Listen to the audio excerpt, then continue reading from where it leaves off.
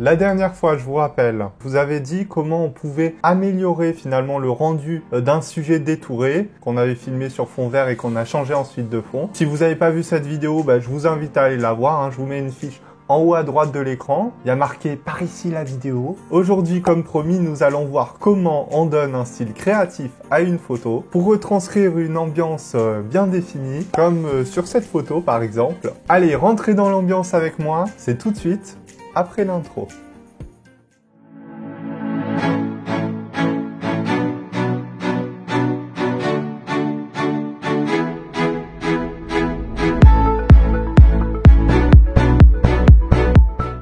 Alors cette photo, je la trouve pas mal, moi, personnellement. C'est une photo que j'ai prise justement à la montagne lors du séjour au ski qu'on a réalisé avec ma famille. Je trouve que les couleurs sont un peu fades et je trouve qu'on pourrait vraiment retranscrire une ambiance, vous voyez, avec ces montagnes un peu dans le flou, en arrière-plan. On peut vraiment faire quelque chose. Au lieu de la laisser réaliste, je trouvais intéressant de voir ce qu'on pouvait en faire.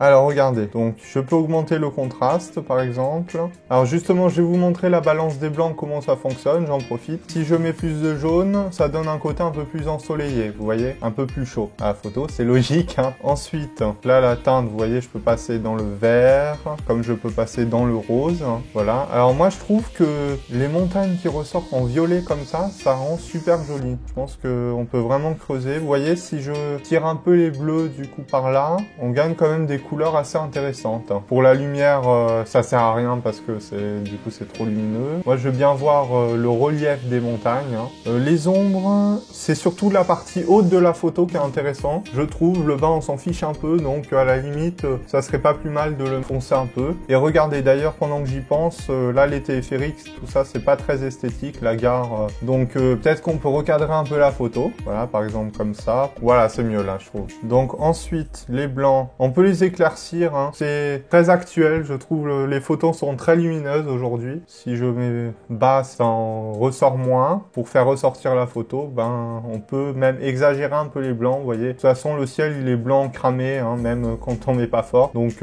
ça changera rien, hein. Mais on éclaircira un peu le dessous, vous voyez. Et là, je trouve que c'est vraiment joli. Les noirs, ils sont pas mal, je trouve, comme ça, hein. Là, on peut augmenter un petit peu la vibrance. Donc, la vibrance, hein, je vous l'avais déjà dit, ce sont les couleurs. Alors, à première vue, ça fait à peu près la même chose que la saturation. Bon, en réalité, c'est pas le cas. Mais je pense que c'est surtout la température, de teinte là, hein, qu'il faut retoucher vers le violet. Moi j'aime bien les images qui sont assez contrastées, ça fait bien ressortir le sujet aussi, hein. Après, s'il y a des couleurs que vous voulez éliminer ou faire moins ressortir, ou alors tout simplement il y a une couleur qui vous plaît pas et vous voulez la changer, vous pouvez faire tout ça dans l'onglet, je vous l'avais déjà montré, hein, dans l'onglet TLS couleur NB. Donc par exemple là, je sais pas, il y a peut-être un côté bleu qui est pas très plaisant ici, on vous avait déjà montré, hein. Voilà, si vous voulez que ça soit entièrement violet, vous pouvez, hein. Bon, ce que j'aime bien moi aussi, c'est mettre un petit effet de vignettage. Vous voyez, quand vous descendez, vous avez un onglet effet, et là je trouve ça rend super joli quand vous mettez, voilà, vous pouvez pousser le gain un peu vers le bas, ça rajoute des contours noirs en fait, des espèces de vignettages, voilà. Moi j'aime bien quand il y en a un peu, ça donne un côté un peu mystérieux à la photo, vous savez, ça donne un peu aussi un côté cinéma ou photo Instagram, et moi j'adore ce côté personnellement, j'en mets souvent, c'est loin d'être réaliste, mais le côté créatif, moi j'aime bien aussi. Donc là vous pouvez retoucher par exemple ça. Donc là c'est plus ou moins intense. Là l'arrondi, plus ou moins arrondi. Et là, c'est le contour progressif. Là, il y a une délimitation très nette. Et si je pousse le paramètre vers la droite, ça va être de plus en plus diffus, en fait. Moi, j'aime bien quand c'est diffus, vous voyez. Ça se voit pas trop et ça marche pas mal. Bon, là, on est pas mal quand même. Et là, c'est là que vous me dites non. Bon, voilà, c'est déjà la fin de ce tutoriel. J'ai pas trop de temps cette semaine, hein. C'est pour ça que j'ai fait un tutoriel un peu plus court que d'habitude. Abonnez-vous. N'oubliez pas d'activer la cloche de notification, hein. Likez la vidéo, partagez, commentez. C'est gratuit, ça coûte rien et ça me fait plaisir. Ah oui, au fait, et la prochaine fois, je vais réaliser un tutoriel sur After Effects. J'en ai encore jamais fait, mais j'ai plein de gens qui me le demandent. Ça y est, ça arrive, c'est pour la prochaine fois. C'est promis. Bon, en attendant, moi je vous dis à samedi prochain, 16 h sur ma chaîne Hugo Focus, comme d'habitude, pour la prochaine vidéo. Ciao!